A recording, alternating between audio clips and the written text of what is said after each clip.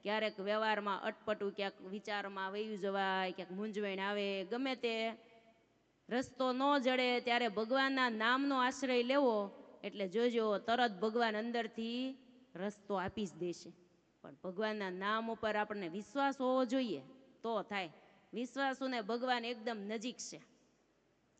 એટલે જાણે અજાણે અને ભાવે કુભાવે લીધા હોય ને એનાય કામ કર્યા. જો એવો એક પ્રસંગ છે, ગ્વાલિયર પરગણામાં દુઆ નામનું એક ગામ છે, ત્યાંના એક બિંદો કરીને એક લુહાર ભક્ત હતા. સ્વામિનારાયણ ભગવાનના સંતોનો એને ભેટો થઈ ગયો. સંતો મળી ગયા એટલે એને સત્સંગ સ્વીકારી લીધો. સ્વામિનારાયણ સ્વામિનારાયણ અખંડ ભજન કર્યા કરે. ભક્ત ચિંતામણીમાં પરચા પ્રકરણની અંદર આ પ્રસંગ નિષ્કુળાનંદ સ્વામીએ પણ લખેલો છે. પણ ઘરની અંદર કોઈને સત્સંગ નહીં ને એના કાકી હતા ને એ બહુ વિરોધ કરે. આખો દિવસ બિંદાને ગાળો જ દીધા કરે, ફાવે એમ બોલ્યા કરે. એના કાકી કે સ્વામિનારાયણમાં બિંદ્યા તો હું ભાળી ગયો છો તો આખો દી સ્વામિનારાયણ સ્વામિનારાયણ કર્યા કરશો. કાકી આમ કર્યા કરે. હો ઘણા આખા પરિવારમાંથી કોઈક એકાદા કાકી વાકા હોય, કોઈને કાકી હોય ને કોઈને કાકા હોય ને કોઈને માતા હોય ને કોઈને પિતા હોય, કોક ભગત હોય અને કોક નડવા વાળું તો હોય જ. ભક્તિ માર્ગમાં જેમ કોઈ આગળ વધે એમાં કોક નડવા વાળા હોય, પણ એનાથી બીવું નહીં, પણ ભક્તિ તો કરવી જો. ભક્તિ કરવામાં કોક નડે તો આપણે મૂકી ન દેવાય, કાંઈ વાંધો નહીં, એને ગમતું નથી હાલો ને આપણે કાંઈ કરવું નથી કે એમ બધું કરાય. પણ ભક્તિ કરવાની ના પાડે એમાં ન મનાય. એ તો મારે કરવી જ પડશે, એમાં હું નહીં માનું. કયો એટલું કામ કરી દો, ઘરનું કામ બધું કરીશ, બધું જ સંભાળીશ ઘર, પણ ભગવાન મૂકવાનું કહેશો ને એ વાત મારાથી નહીં મનાય. આ વાત ચોખ્ખી કેવી હો. કેમ કે ભગવાન તો આપણા આત્માના આધાર છે, એને મૂકી દઈશું તો આપણું કોણ છે પછી? આ લોક તો બધો સ્વાર્થના સગા છે બધા. અંતકાળ આવે ત્યારે ભગવાન છે એ આપણો હાથ પકડવાના છે. એના કાકી દરરોજ ગાળ્યું દઈને સાંજથી સવાર સુધી નવરા પડ્યા નથી ને બિંદાને ગાળ્યો દીધી નથી. વર્ષો સુધી આવી રીતે બિંદા હારે આવું કર્યું, ગાળો દેવાનું શરૂ રાખ્યું. અંતકાળ એનો આવ્યો ને એને કાકીનો, ત્યારે એને જમ તેડવા માટે આવ્યા. જમ લેવા માટે આવ્યા અને રાડ ફાટી ગઈ હો. ત્યાં તો અજવાળા પથરાણા, 3 છોગાવાળી પાઘવાળા મહારાજના દર્શન થયા છે.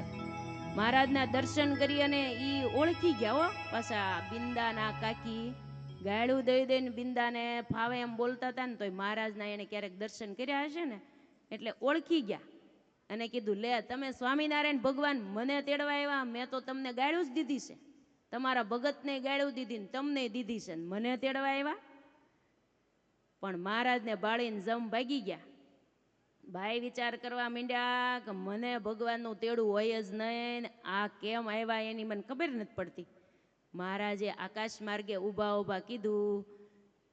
આ સુતા સુતા બાઈએ ભગવાનના દર્શન કર્યા.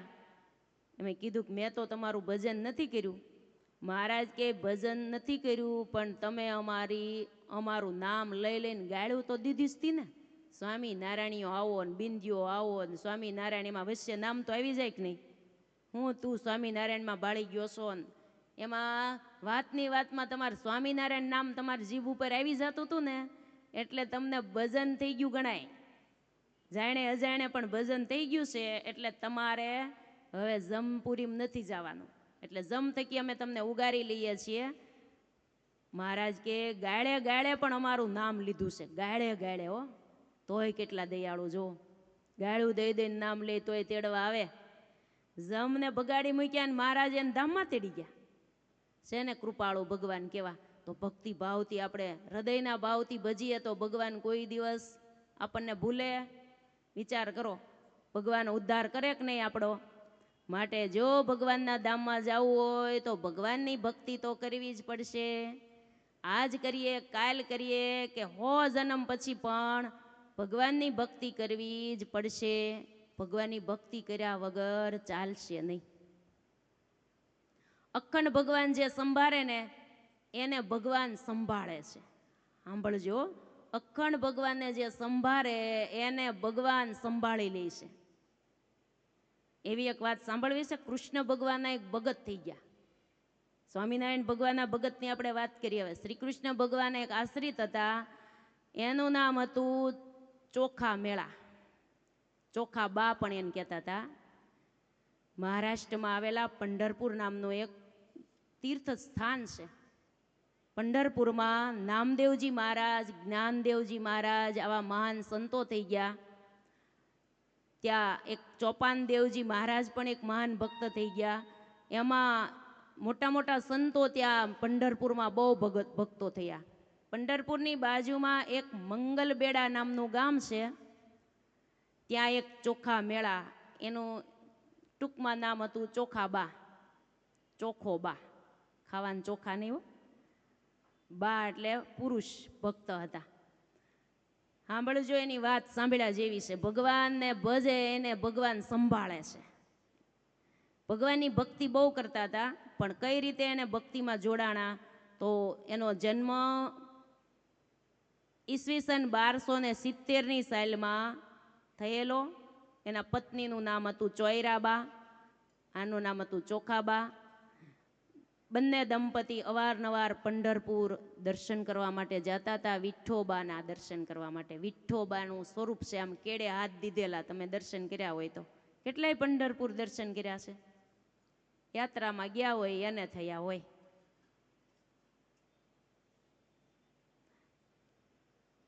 એક વખત દર્શન કરવા માટે ગયા તો એકાદશીનો દિવસ હતો. આજે એકાદશીનો દિવસ છે ને, ભૂલી નથી ગયા ને એકાદશી. એકાદશીના પાવનકારી દિવસે દર્શન કરવા પંઢરપુર આ બંને પતિ પત્ની ગયા છે. પંઢરપુરમાં આવ્યા ત્યારે સંત નામદેવજીને ચંદ્રભાગા નદીને કિનારે સંતો ભક્તોની સાથે ધૂન ભજન કીર્તન કરતા જોયા. જો એકાદશી હોય ત્યારે ધૂન ભજન કીર્તન કરવા, વિશેષ ભગવાનની ભક્તિ કરવી પડે. બીજા કામ બધાય નવીન કામ હોય ને એકાદશી દી બહુ ખોલાય નહીં, એ પછી 12ને દી શરૂ કરાય. જેટલું આડું આવે એટલું કરાય, જેટલું કરવું પડે એટલું કરવું જ પડે. બાકી વિશેષ ભગવાનની ભક્તિ કરવા માટે એકાદશીનો પાવનકારી દિવસ કહેવાય. તમે કેટલા રહ્યા છો એ પહેલાં પૂછી લઉં, કેટલા રહ્યા છો? બધાય હો, તોય કોક કોક વચ્ચે વચ્ચે બાકી રહી ગયા છે. કેટલા નથી રહ્યા એ વિશે આંગળી કરશો? કરી જ નખાય. અહીંથી તમે ન કરો તો દેખાઈ ગયા છો. એકાદશી જે ન કરે, એકાદશી દિવસે જે અનાજ ખાય છે, એને આખી પૃથ્વી ઉપર જેટલું પાપ થાય છે ને એક દિવસમાં, એટલું એને એકને લાગે છે. આવું શાસ્ત્રોમાં લખ્યું છે. એટલે આપણે કોઈ દિવસ એક અન્નનો કણીકો પણ મોઢામાં એકાદશી દિવસે મુકાય નહીં. આ તો નાના નાના બેનોય નથી રહ્યા આમાં હો, અમુક નાની ઉંમરવાળાય નથી રહ્યા. ભલે આપણે હાવ નકોરડી ન કરી શકીએ તો ફલાહાર કરીને પણ એકાદશી કરવી. ક્યારેય એકાદશીનું વ્રત એટલે મહાવ્રત કહેવાય. બધા વ્રતોનો રાજા એટલે એકાદશી. હવે ન કરી હોય પણ અત્યાર સુધી પણ હવે શરૂ કરજો ને તોય ભગવાન રાજી થઈ જશે હો. ખાવું તો છે જ. આ શરીરને કોઈ દિવસ ખાવામાં હુવામાં કોઈ દી આ શરીર ના નહીં પાડે. પણ 15 દિવસે આમે આયુર્વેદિક દ્રષ્ટિએ 15 દિવસે એક વખત ઉપવાસ કરીએ ને તો શરીરની પણ તંદુરસ્તી રહેશે. એના માટે પણ આપણે એક દિવસ ઉપવાસ કરવો, શરીર આરોગ્ય સારું રાખવું હોય ને તો. હા, ઉપવાસ ન કરીએ તો ફલાહાર કરીને પણ કરવો. એકાદશીનું વ્રત હતું અને આ બંને પતિ પત્ની પંઢરપુર દર્શન કરવા માટે ગયા. ત્યારે ચંદ્રભાગા નદીને કિનારે સંતો ભક્તોની સાથે નામદેવજી મહારાજ ધૂન ભજન કીર્તન કરતા હતા.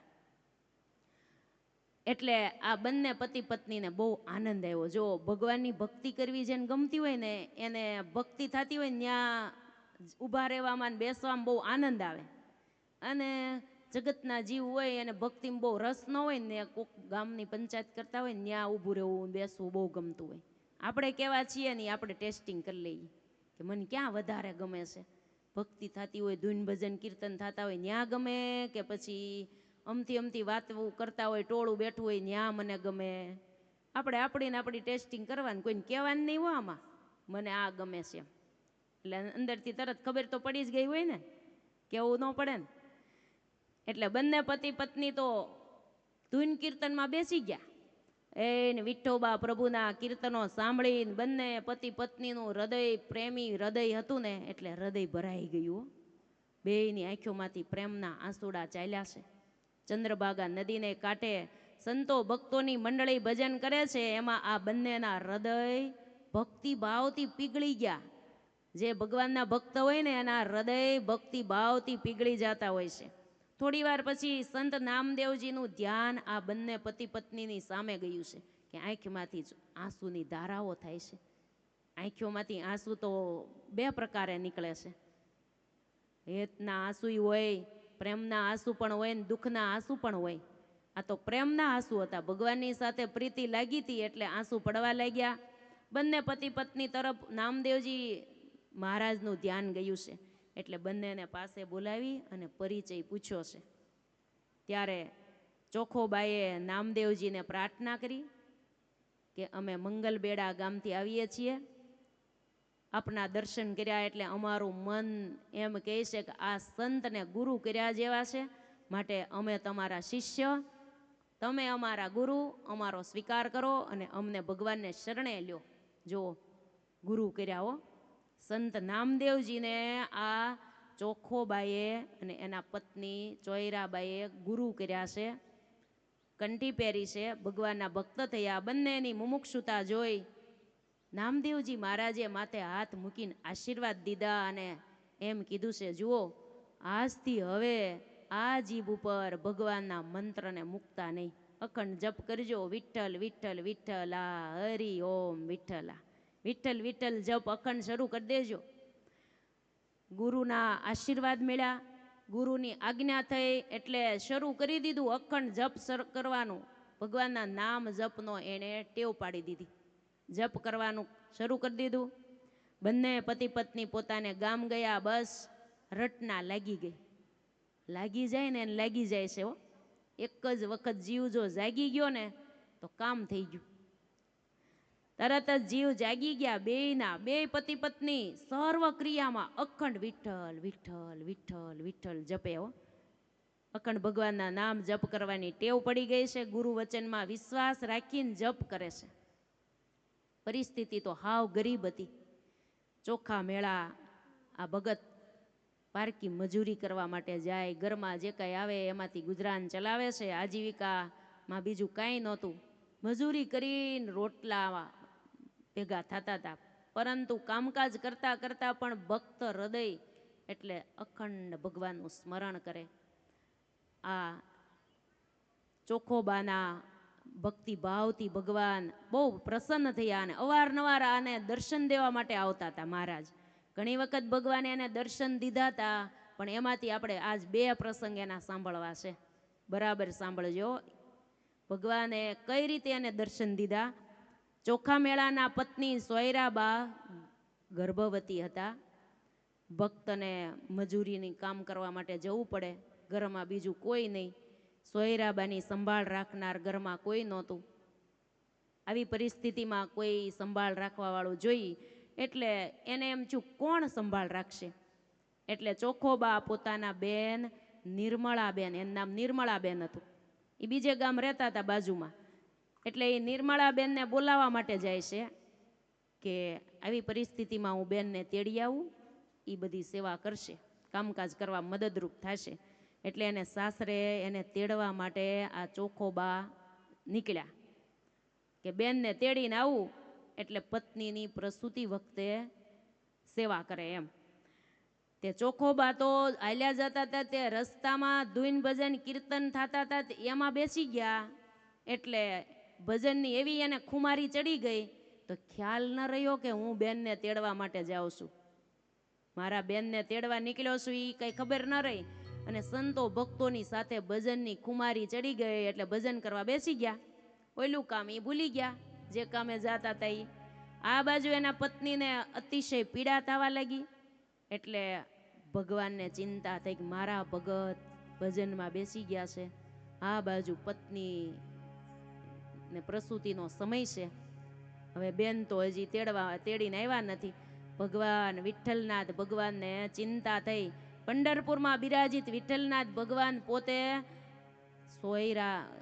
ચોખાબાનું રૂપ ધારણ કર્યું. એના પત્નીની સેવામાં હાજર થઈ ગયા. બધી જ સેવા એણે કરી લીધી.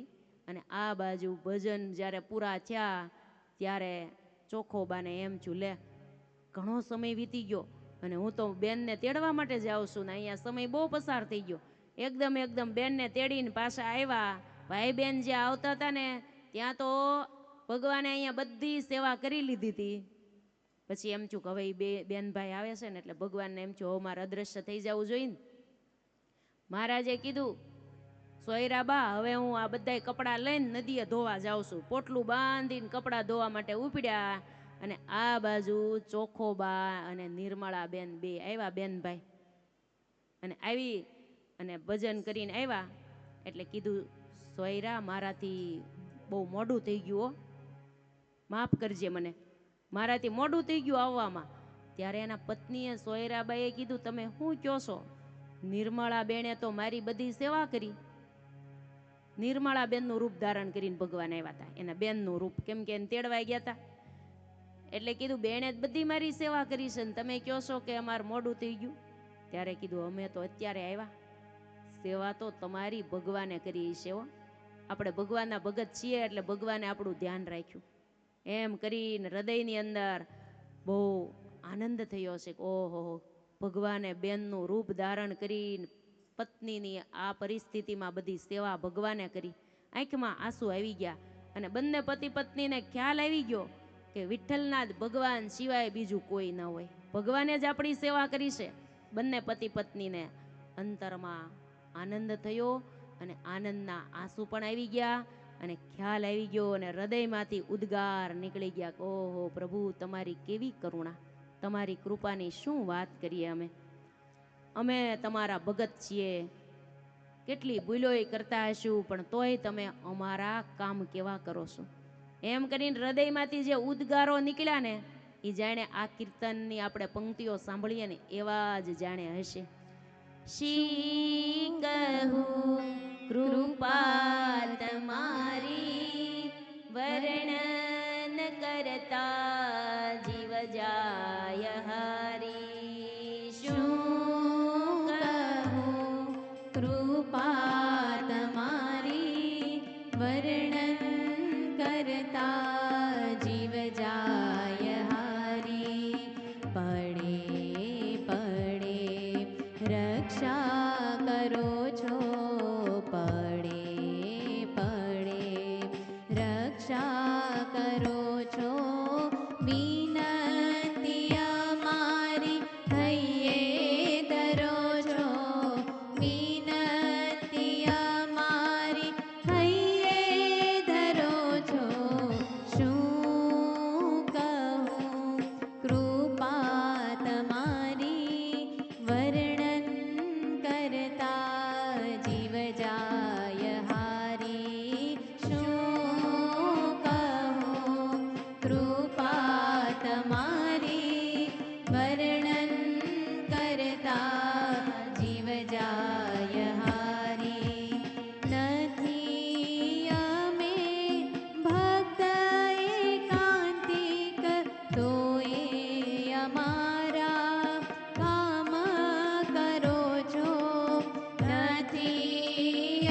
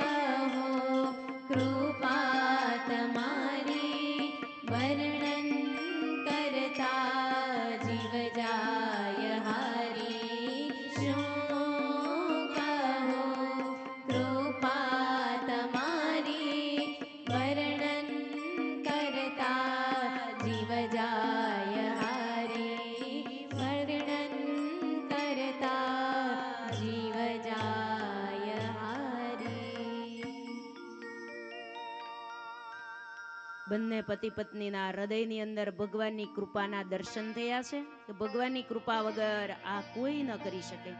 બીજો પ્રસંગ આ ચોખોબાનો એ છે, પોતાના ગામમાં એક મોટો મહેલ ચણાતો હતો ને, ત્યારે પોતે ત્યાં મજૂરી કરવા માટે ગયા હતા. કોકનો મહેલ ચણાતો તો એમાં મજૂરીની કામ કરતા હતા. કેવી રીતે એ ધામમાં ગયા ને એ કથા પણ જાણવા જેવી છે. ભગવાનના ભગતની ગમે તે રીતે શરીર પડે ને તો વચનામૃતમાં મહારાજે લખ્યું છે કે એની મુક્તિ જ થાય. એમાં કોઈ પણ પ્રકારની આપણે શંકા ન કરવી. ભગવાનના ભગત હતા તો કેમ આવી રીતે એનું મૃત્યુ થયું? ગમે તે રીતે મૃત્યુ થાય પણ ભગવાનના ભગત તો ભગવાનના ધામમાં જ હોય. મજૂરીનું કામ કરતા હતા અને અચાનક મહેલની દિવાલ પડી. ચોખોબા મહેલમાં મજૂરીનું કામ કરતા હતા, અચાનક એની માથે કેટલાય મજૂરો હતા, બધાની માથે દિવાલ પડી એટલે એમાં એ દબાઈ ગયા, મૃત્યુ પામી ગયા. કેટલાય માણસો દબાઈ ગયા એટલે બધાના હાડક્યાય પણ જડે નહીં એવી પરિસ્થિતિ થઈ ગઈ. એટલે મરેલા માણસોને એમાંથી કાઢતા હતા તો ઘણો સમય વયો ગયો. એટલે મૃત શરીરને જ્યારે કાઢ્યા ત્યારે કેવળ હાડક્યા જ મળ્યા, આખા શરીર તો મળ્યા પણ નહીં. કેમ કે બધું અંદર ધૂળે હળી ગયું. અમુક અમુક હાડક્યા મળ્યા એટલે એમાંથી ક્યાં હાડક્યા કોના હોય એ કેમ ખબર પડે? એટલા બધા માણસોની અંદર ઓળખાણ કઈ રીતે થાય? એમાં ચોખોબાના હાડક્યા ક્યાં છે એ કેમ ઓળખવા? આ ભગવાનના ભગતના. ત્યારે સંત નામદેવજી પંઢરપુરથી આવ્યા. સાંભળજો, નામદેવજી મહારાજ એના ગુરુ ચોખોબા ધામમાં ગયા એટલે આવ્યા. એણે એમ કીધું કે ચોખોબાના હાડક્યા ઓળખવા હોય ને તો એક જ વાત છે, જે હાડક્યું હોય એને કાને રાખતા જાજો, એમાંથી વિઠ્ઠલ વિઠ્ઠલ અવાજ આવે ને તો માની લેજો કે આ ચોખોબાના હાડક્યા છે. પછી જે હાડક્યું કાને રાખે ને એમાંથી વિઠ્ઠલ અવાજ આવે ને એ હાડક્યું એક બાજુ રાખે. અને એ બધા હાડક્યા ભેગા કર્યા. નામદેવજી મહારાજે એ રેશમના કપડામાં વીંટી અને પંઢરપુર લઈ ગયા અને વિઠોબાના મંદિરની સામે ચોખોબાના હાડક્યાને જમીનમાં પધરાવી અને એની સમાધિ ત્યાં લીધી. ત્યાં અગ્નિ સંસ્કાર કર્યો. સંત ચોખાબાની સમાધિ વિઠ્ઠલનાથ ભગવાનના મંદિરની બરોબર સામે જ છે. આ રીતે આપણે પણ આપણા ઈષ્ટદેવનું જો આવી રીતે નામ સ્મરણ ભજન કરીએ ને તો ભગવાન કેવા રાજી થાય. ભગવાન કે જે મને ભજે એની બધી જ સંભાળ હું રાખું છું. તમે રહો તમારા કામમાં તો હું રહું મારા ધામમાં, પણ તમે રહો મારા નામમાં તો હું રહું તમારા કામમાં. આપણે ભગવાનના નામમાં હોઈએ તો ભગવાન આવી રીતે આપણી પણ સંભાળ રાખતા હોય છે. આવા શ્રી કૃષ્ણ ભગવાનના આવા મહાન ભક્ત એવા ચોખોબાની વાત આપણે સાંભળી. ભગવાનના નામ સ્મરણનો શાસ્ત્રોમાં બહુ મહિમા છે. નામ સ્મરણ છે એ આપણા આત્માના કલ્યાણ માટે આપણે ભગવાનનું નામ સ્મરણ કર્યા કરવું. સ્વામિનારાયણ ભગવાને પોતે પોતાનું નામ પાડ્યું અને બધાને આશ્રિતોને જપવા માટે આપ્યું. એટલે આપણે જો માળા કરતા હોઈએ ને ત્યારે પારે પારે સ્વામિનારાયણ સ્વામિનારાયણ, પછી શ્રી કૃષ્ણ ભગવાન આશ્રિત હોય તો રાધા કૃષ્ણ, રામચંદ્ર ભગવાન આશ્રિતો હોય તો સીતારામ સીતારામ. જે ભગવાન આશ્રિતો હોય એના માટે નામ સ્મરણ તો અવશ્ય કરવું જ પડે. કેમ કે જીભનો વિષય છે ભગવાનનું નામ લેવું. ભગવાને આપણને આ જીભ આપી છે ને, એનાથી આપણે ભગવાનના નામ સ્મરણનો અભ્યાસ રાખવો. જીભને આપણે એમ નામ હાવ અંદર પડી રહે તો કાંઈ કામની નથી. એટલે ભગવાનના નામ જપમાં જોડી દેવી. એટલે ભગવાનનું નામ છે એ કરી નાખે આપણું કામ. દરેક ક્રિયાની અંદર ભગવાનનું નામ સ્મરણ કરવાની જેને ટેવ પડી ગઈ હોય ને એના જીવનની અંદર ભક્તિ માર્ગની અંદર ભગવાન બધી જ એની સહાય કરે છે. આ ચોખોબાની ભગવાને જેવી રીતે સહાય કરીને એવા વ્યવહારના કામો પણ ભગવાન સંભાળી લેતા હોય છે. એવા કામ ભગવાન સંભાળે, ખબર ન પડે. ભગત તો ભજનમાં હોય. નરસિંહ મહેતાના કામ ભગવાને સંભાળ્યા હતા. દાદા ખાચરનું સ્વામિનારાયણ ભગવાને આખો વ્યવહાર સંભાળી લીધો હતો. એમ આપણે જો ભગવાનના ખરા દિલથી ભજી લઈએ ને તો ભગવાન કે અમે જરાય દૂર નથી, અમને જે ભજે ને એ અમે એની સાથે જ રહીએ છીએ. ભગવાને નરસિંહ મહેતાએ ભજનમાં લખ્યું કે ભગવાનનું ભજન કોઈ ભક્ત કરતા હોય ને તો ભગવાન એની આસપાસ જ હોય. ઊભા ઊભા ગાય ત્યાં હું, ભગવાનનો ભગત બેઠા ગાય ત્યાં હું ઊભો ઊભો સાંભળું. ભગત બેઠા બેઠા ગાતા હોય ને તો ભગવાન એની બાજુમાં ઊભા ઊભા સાંભળતા હોય કીર્તન ને ધૂન. હો, બેઠા ગાય ત્યાં હું ઊભો ઊભો સાંભળું અને ઊભા ગાય ત્યાં હું નાચું રે. મારા ભગતથી હું પડ નહીં અડગો, ભણે નરસૈયો સાચું રે. પ્રાણ થકી મને વૈષ્ણવ વાલા. ભગવાન આવી રીતે આપણા આસપાસ જ ભગવાન હોય છે. એક પટેલની દીકરી હતી અને કીર્તન ગાવા બહુ ગમે, એટલે મંદિરે આવીને દરરોજ કીર્તન બોલે. શ્રી કૃષ્ણ ભગવાનની અષ્ટપદી દરરોજ બોલે. 8 પદ હોય ને એને અષ્ટપદી કહેવામાં આવે, 4 પદ હોય ને એને ચોસર કહેવામાં આવે. એટલે શ્રી કૃષ્ણ ભગવાનની આશ્રિત, એટલે દરરોજ અષ્ટપદી ભગવાનની સામે બેસીને એક તાર ભગવાનની સામું જોઈને બોલે. એમાં એક દી એને વાડીએ જવાનું ઉતાવળ, એટલે એને એમ થયું કે હવે આજ બેસવાનો સમય નથી, એટલે વાડીએ કામ કરતા કરતા બોલી લઈશ. આપણું નિયમ હોય તો ક્યારેક એ રીતે પણ કરવું પડે. તો રીંગણા ઉતારતા ઉતારતા અષ્ટપદી બોલે, અને રીંગણામાં તો કાંટાઈ હોય, પાંદડા હોય. દોડતી દોડતી યુવાન અવસ્થા, એટલે દોડતા દોડતા રીંગણા ઉતારે ને અને અષ્ટપદી બોલે. ભગવાનને થી રહેવાનું નહીં, તો મંદિરમાંથી ભગવાને પાછળ દોટ મૂકી એ રીંગણા ઉતારે ને પાછળ પાછળ ભગવાને રીંગણીમાં પાછળ પાછળ કીર્તન સાંભળે. હો, આ બાજુ પૂજારીએ ભગવાનને જગાડ્યા તો વાઘામાં પાંદડા ચોટેલા, વાઘા ફાટી ગયેલા. પૂજારીને એમ થયું મેં ભગવાનને વાઘા પહેરાવ્યા ત્યારે જ નવા જ હતા, ભગવાનના વાઘા થોડા ફાટેલા હોય. અને પૂજારી સિવાય ભગવાનના ગર્ભગૃહમાં કોઈ થોડો પ્રવેશ કરે.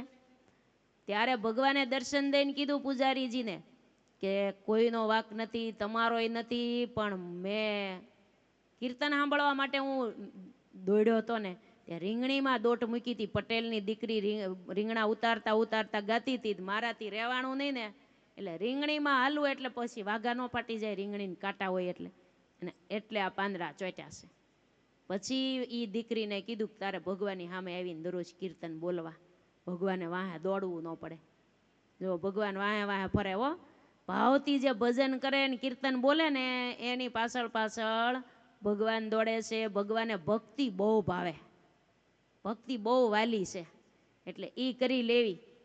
સ્વામિનારાયણ ભગવાને આવી રીતે પોતાના નામનો મહિમા પોતે પણ ગાયો છે. ઘણી વખત ભગવાને કીધું છે કે અમારું નામ એકવાર કોઈ લેશે, ઘણા એમ કે મારું નામ લીધું છે તમારી વાત છે, તમારો વારો પાડી દે. આ લોકના માણા એમ કહેતા હોય ને, ભગવાન કે મારું નામ લીધું છે એનું અમે કલ્યાણ કરી નાખશું. ભગવાન એમ કે જેણે અમારું નામ લેશે એનું અમે કલ્યાણ કરશું. એવા ભગવાન પોતાના નામ લે એની ઉપર ભગવાન રાજી છે. માટે કળિયુગની અંદર આમે નામ સ્મરણથી કલ્યાણ છે. સતયુગની અંદર ઊંધે માથે તપ કરવા પડતા હતા, રાપડા થઈ જતા હતા, ત્યારે કલ્યાણ થતા હતા. અત્યારે કળિયુગ છે, એટલે કળિયુગમાં તુલસીદાસજીએ એક ચોપાઈમાં લખ્યું, કલિયુગ કેવલ નામ આધારા, સુમિરી સુમિરી ઉતરહી ભવ પારા. કલિયુગ કેવલ નામ આધારા, સુમિરી સુમિરી ઉતરહી ભવ પારા. કળિયુગમાં નામ સ્મરણથી ભગવાન રાજી થાય છે. એટલે બહુ કઠણ ન પડે, હાલતા ચાલતા કામકાજ કરતા કરતા એ ભગવાનનું નામ લેવું. આમે જો ઉઠીએ ને ત્યારથી ભગવાનનું નામ લેવાનું શરૂ કરવાનું હોય. સાંભળજો, આપણે જાગીએ ત્યારે સીધું પથારીનો ત્યાગ કરીને દોડવા મંડાય નહીં, નાવા ધોવા, કેમ કે પહેલાં ભગવાનને સંભાળવાના હોય. ઉઠીએ ત્યારે થોડી વાર ધ્યાન કરીએ ભગવાનનું સ્મરણ કરી, ભગવાનના દર્શન કરી અને પછી દૈહિક ક્રિયા કરવી. ભગવાનના દર્શન કર્યા વગર ને ભગવાનનું સ્મરણ કર્યા વગર સીધે સીધું ન કરવું કાંઈ. અને ગમે તે કાર્યમાં નાતા ધોતા બધી જ ક્રિયા કરતા ભગવાનને સંભાળતા સંભાળતા, સ્નાન કરતા કરતા જો ભગવાનને ન સંભાળીએ તો લોહીમાં નાય એટલું પાપ લાગે. બધી જ ક્રિયામાં ભગવાનને સંભાળવા, ભગવાનને જગાડવા પોઢાડવા, ભગવાનને થાળ ધરાવવા, ભગવાનને આરતી કરવી, બધી જ આપણી આ ભક્તિ કહેવાય છે. આનું નામ ભક્તિ છે. સ્વામિનારાયણ ભગવાન આવી રીતે ફરેણી ગામથી પછી વિચરણ કરવા માટે નીકળ્યા છે. સુરત મુનિ કહે છે કે હે રાજા મહારાજ, સોરઠમાં આવેલા એક માંગરોળ નામનું ગામ છે, એને માંગરોળ બંદર કહેવાય છે, દરિયાકાંઠે છે. ત્યાં મહારાજ પધાર્યા છે અને મહારાજે માંગરોળની અંદર એક પરોપકારનું કામ કરાવ્યું છે. માંગરોળની અંદર મહારાજે પરોપકારનું કામ કરાવ્યું, એક વાવ ગળાવી છે. આખા ગામની અંદર પાણીની બહુ તંગી હતી, એટલે ભક્તોએ કીધું કે મહારાજ આ પુરાતની એક વાવ બુરાઈ ગઈ છે, જો એ ફરીવાર ગળાવવામાં આવે તો પાણી આવે તો આખા ગામને પાણીનું સુખ થઈ જાય. તો મહારાજે પરોપકારનું કામ કરાવ્યું અને વાવ ગળાવી. વાવ ગાળી એટલે એમાં પાણી આવ્યું, વાવનું ભર્યું કર્યું, યજ્ઞ કર્યો, ભૂદેવોને જમાડ્યા અને મહારાજે આવી રીતે એક પરોપકારનું કામ કર્યું. જો જીવનમાં આપણે પણ કંઈક પરોપકારના કામ કરવા હો. આપણા માટે તો આપણે બધું કરતા હોઈએ, પરિવાર માટે પણ બધું બધા કરે, પણ કોઈકના માટે આપણે કંઈક કરશું ને એનું નામ પરોપકાર કહેવાય. કોઈ આપણી ઓળખાણ પણ ન હોય ને આપણે કંઈક એવું નાનું એવું પણ કાર્ય કર્યું, એ પણ પરોપકારનું કહેવાય.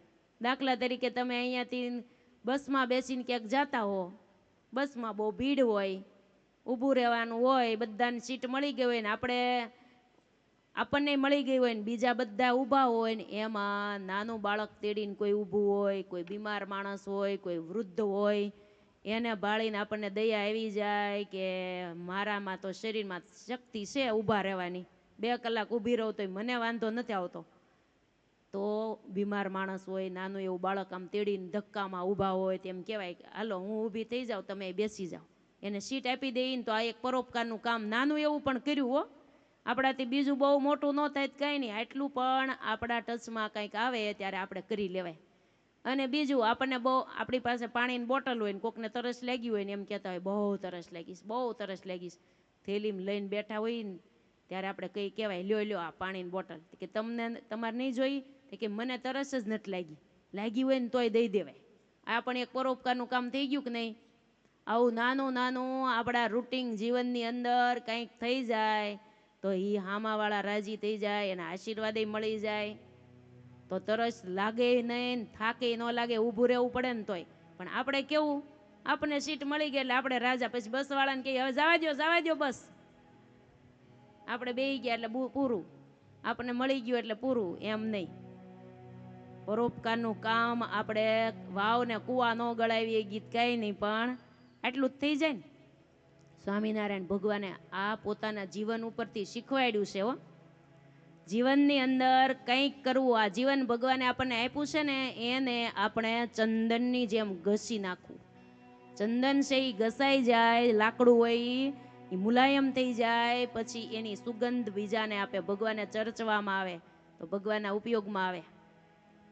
એમ આપણું જીવન કેવું થવું જોઈએ? એક ભજનમાં આપણે સાંભળ્યું છે, આપણે નાના હતા અને ભણતા ત્યારે કવિતા આવતી, જીવન અંજલિ થાજો મારું, જીવન અંજલિ થાજો, જીવન અંજલિ થાજો મારું, જીવન અંજલિ થાજો, જીવન અંજલિ થાજો મારું, જીવન અંજલિ થાજો, જીવન અંજલિ થાજો મારું, જીવન અંજલિ થાજો. ભૂખ્યા કાજે ભોજન બનજો, તરસ્યાનો જળ થાજો, ભૂખ્યા કાજે ભોજન બનજો, તરસ્યાનો જળ થાજો, દિન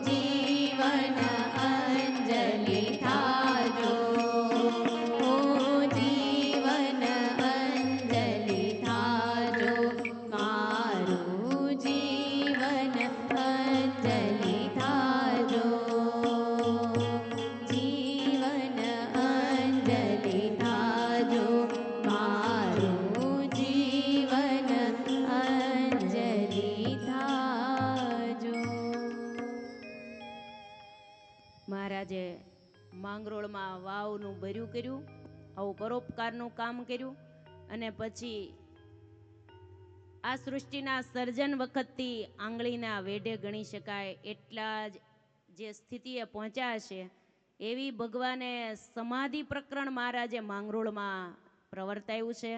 મહારાજ જેની સામે જોવે એને બધાને સમાધિ થઈ જાય. માંગરોળમાં મહારાજે બધાને બહુ સમાધિઓ કરાવી. સમાધિમાં વયા જાય એટલે કોઈ જે ભગવાનના આશ્રિતો હોય એ ધામના દર્શન કરે. ઢગલા બંધ, પછી થપ્પા ગોઠવી દે માણસોના. પછી કોઈને 1 મહિને 2 મહિને 6 મહિને જગાડે. આમ લાકડીને છેડો અડાડે અથવા ચપટી વગાડે અથવા નામ લઈને બોલાવે એટલે એમાંથી જાગી જાય. અને ભગવાન એને આ રીતે જગાડતા સમાધિમાં વગર અષ્ટાંગ યોગ સાધે સમાધિઓ કરાવી. નહીતર અષ્ટાંગ યોગ સાધે ત્યારે 8મો અંગ સમાધિ કહેવાય. એ સ્વામિનારાયણ ભગવાને વિના સાધને સિદ્ધ દશા પમાડી સૌથી પોતાની રીત ન્યારી દેખાડી રાજ અક્ષરના વાસીવાલો આવ્યા અવની પર. એટલે અક્ષરધામના અધિપતિ પુરુષોત્તમ નારાયણ અવની ઉપર આવ્યા અને આવી ભગવાને અલૌકિક રીતિ પ્રવર્તાવી છે. ત્યાર પછી ભગવાને માંગરોળની અંદર એક ભગવાને સદબોધ આપ્યો છે. ભગવાને જન્માષ્ટમીનો સમયો કર્યો. સમયો પૂર્ણ થઈ ગયો એટલે મહારાજે બપોર પછી સભા કરી છે અને સભામાં મહારાજે બોધ આપ્યો છે. કેવો બોધ આપ્યો? તો માંગરોળમાં ભગવાને બોધ આપ્યો ને એને સત્સંગી જીવનમાં શતાનંદ સ્વામીએ નારાયણ ગીતા કીધું છે. નારાયણ ગીતાનો ઉપદેશ આપ્યો છે. થોડોક ઉપદેશ આપણે સાંભળીએ. બહુ ઝાઝો ઉપદેશ દીધો છે પણ એ બધો લઈએ તો એ ખાલી નારાયણ ગીતાની 3 દિન કથા થાય હો. એટલે આપણે તો અમુક ભગવાનની જે ઉપદેશ આપ્યો હતો ને એ લઈએ. ભગવાને કીધું કે હે સંતો ભક્તો, અમારા આશ્રિતોએ બ્રાહ્મ્ય મુહૂર્તમાં સવારે વહેલા જાગવું. ત્યાંથી ભગવાને શરૂઆત કરી. બ્રાહ્મ્ય મુહૂર્તમાં ઉઠવું. આપણે કેટલા વાગે ઉઠીએ છીએ? બહેનો તો આમ તો વહેલા જ ઉઠતા હોય ને, બહેનોને વહેલું જ ઉઠવું પડે ને. પછી કીધું મહારાજે રસાસ્વાદ ન કરવો. એ તો ઉપાધિ વાળો, એ તો હોય જ ને. રસાસ્વાદ ન કરવો, જે મળે તે એનાથી ચલાવી લેવું. સ્વાદ કોને કહેવાય? આના વગર હાલે જ નહીં ને એને શું કહેવાય? સ્વાદ. જે સમયે જે મળે એનાથી ચલાવી લેવું ને એને સ્વાદ ન કહેવાય. ભગવાનના ધરાવેલો જે કોઈ પ્રકારનો પ્રસાદ આપણે સ્વીકારવો. પછી કીધું ભગવાનનું નામ સ્મરણ અમારા આશ્રિતોએ અખંડ કરવું. તો ભગવાનનું નામ સ્મરણનો હમણાં મહિમા આવ્યો. પછી ઘરની અંદર કે કોઈ પણ મંડળની અંદર કોઈ પણ મુખ્ય વ્યક્તિ હોય ને એણે બધાને જમાડીને પછી જમવું. લ્યો, મુખ્ય ઘરમાં વ્યક્તિ હોય એણે ઘરના બધા સભ્યોને જમાડીને, આમ તો બહેનો બધાને જમાડીને જ જમે ને, જમાડીને જમવું હો. કોઈ પણ અભ્યાગતો હોય એને જમાડવા, કોઈ પણ આંગણે આવેલા મહેમાનોને પ્રેમથી હાચવવા. મારા આંગણિયા હે પૂછીને જો કોઈ આવે રે, આવકારો મીઠો આપજો જી. આવો આવો આવો આવો. ઘણાયનો તો આવકારો બહુ સારો હોય હો. આવકારો આમાં જ બધાય હામાવાળાને ગાળી દી. પછીની વાત તો પછી. આવો બેસો, પીવો પાણી, 3 વસ્તુ મફત આણી. આ 3 વસ્તુ મફતમાં હો. આવો બેસો, પીવો પાણી, આ 3 તાત્કાલિક સરભરા કરાય. આમાં જો ચૂકી ગયા ને પછીની વ્યવસ્થા તમે બહુ જાજી કરો ને તોય મેળ ન ખાય. પહેલા શરૂઆત જ હરખી હોવી જોઈએ. એ આદર્શ નારી હોય ને, આમ તો ઘર સંભાળવાનું કોને હોય? બહેનોને જ હોય. ઘેરે બહેનો જ હોય. એ જો આદર ભાવ સત્કારથી બધાને આવકારો આપતા હોય ને તો ઘરની શોભા નારી છે. ઘરનું ઢાંકણ નારી. ઢાંકણા વગરનું કોઈ પણ વસ્તુ ન હોય. બધાને ઢાંકણ હોય ને, ડબ્બા હોય કે બધી વસ્તુ ઢાંકણા ઢાંકવા પડે. એમ ઘરનું ઢાંકણ નારી. એનાથી જ બધું ઘર ચાલે છે. એટલે એનો આવકારો સારો હોવો જોઈએ. એને બધાને જમાડવા પણ પ્રેમથી જમાડવા હો. પરાયણે નહીં. નહીંતર એમ કહેતા હોય તમે તો જેને હોય ને લઈને હાલ્યા જ આવતા હોય. ફોન આવે કે એટલાને રસોઈ કરી રાખજો. બપોરે આટલા જમવા આવવાના છે, કે તમારે કાંઈ ધંધો જ નથી, નકરા મહેમાનને ને ખગાને ને વાલાને ને જેને હોય એને લેતા જાવ, હું નવરી નથી, હોટલમાં લઈ જાયજો. ઘણા એને તો હોટલમાં મહેમાનને હોટલમાં જ જમાડે, ઘેરે કરવાના આળા. પણ આપણા ભારતની સંસ્કૃતિ જમાડવાની છે હો, જમવાની નહીં. જમીન રાજી નહીં થવાનું, જમાડીને રાજી થવાનું. કોકને જમાડીએ તો આપણને તૃપ્તિ થઈ જાય એમ. આપણા બધા સંપ્રદાયોની અંદર પણ જો મંદિરોની અંદર બધાને જમાડે છે કે નહીં, એમ આપણા ઘરની અંદર પણ પરિવારના સભ્યોને જમાડવા, પણ પ્રેમથી પીરસવાની હવે રીતિ વહી ગઈ છે. હવે ડાઇનિંગ ટેબલ આવી ગયા એટલે હવ રીતે હોટલમાં જમતા હોય એવું જ લાગે. એટલે આ પ્રેમથી પીરસવાની જે પદ્ધતિ હતી ને, એમાં જ પ્રેમ ભાવ હતો. લગ્ન પ્રસંગમાં પહેલાં તમારે પીરસવાનું જ હતું ને, પરાયણે મોઢામાં દેતા વેવાયો ને વેવાયણું, એ બધી રીતિ વહી ગઈ. હવે એવું બધું નથી રહ્યું. મહારાજે કીધું મુખ્ય હોય એને બીજાને પ્રથમ જમાડીને પછી સ્વયંએ જમવું. પછી મહારાજ કહે છે, હે ભક્તો, કોઈ દિવસ જમાડવામાં પંક્તિ ભેદ ન કરવો. નારાયણ ગીતા મહારાજ પોતે બોલે છો માંગરોળમાં, પંક્તિ ભેદમાં બહુ પાપ છે. ઘણી વાર એવું ક્યારે ખબર પડે પંક્તિ ભેદ ક્યારે છો ગણાય? આમ તો દરરોજમાં ખબર ન પડે, પણ દેરાણી જેઠાણી ભેગા રહેતા હોય, એમાં એક ગામમાં બે દેરાણી જેઠાણી હતા અને બેયના દીકરા એક જ હરખા નાના બાળકો આમ દોડ્યા આવે. તે જેઠાણીના હાથમાં કંઈક વસ્તુ હતી, તે એને એમ કે મારો દીકરો આ બાજુથી આમ આવશે, એને આમ સારી વસ્તુ આમ આ હાથમાં રાખી હતી, એટલે આમ હાથ કરી એટલે બે આવે એટલે આમ દઈ દઉં એમ. ત્યાં તો એનો દીકરો આ બાજુ હતો એટલે આમ આટી થઈ ગઈ હાથને, આ હાથ આમ થઈ ગયો, ઓલા આમ આમ દીધું. એટલે સામે એની દેરાણી જાળિયામાંથી રસોડામાં જ ભાળે, એના દીકરા માટે આ વસ્તુ દીધી ને આને આ દીધી. તરત જ મનમાં એમ થઈ ગયું આટી થઈ ગઈ છે, હવે આપણે જુદું થઈ જવું જોઈએ, એટલેથી હવે સમજી જવું જોઈએ. તરત જ એના પતિને કીધું આપણે હવે જુદા થઈ જઈએ. કે કેમ, આપણે જ કંઈ વાંધો નથી, આપણે જ બધાને ભળે સારું, ભાઈઓને બાઈઓને બધાને સારું જ મેળ છે. તે કે મેળ છે ને ત્યાં જુદા થઈ જાય. આટી પડી છે પછી અંતરમાં આટી પડી જશે ને પછી મેળ નહીં ખાય. હાથની આટીએથી જુદું થઈ જવું જોઈએ. લ્યો, આ ભેદભાવ થઈ ગયો ને, પોતાના હોય અને આ પંક્તિ ભેદ થઈ જાય. ઘણી વાર સારું સારું પોતાના હોય એને ખવડાવી દે ને ઓલા વાહેવાળાને, ઘરમાં તો બધા પરિવારમાં સભ્યો હોય ને, એટલે પંક્તિ ભેદ તો બહુ મોટું પાપ છે. બધાને એક જ સરખા ભાવથી પીરસવું, એવી મહારાજે વાત કરી હો.